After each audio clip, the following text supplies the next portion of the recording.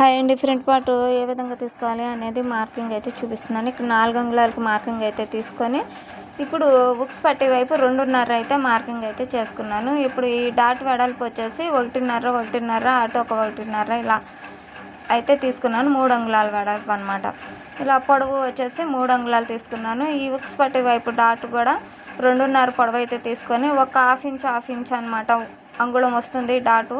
ఈ విధంగా అయితే తీసుకోవాలి. ఇక్కడ నేను ఏ విధంగా మార్కింగ్ చేశానో సేమ్ అదే విధంగా మార్కింగ్ అయితే చేసి ఈ విధంగా అయితే స్టిచ్ చేసుకోవాలి.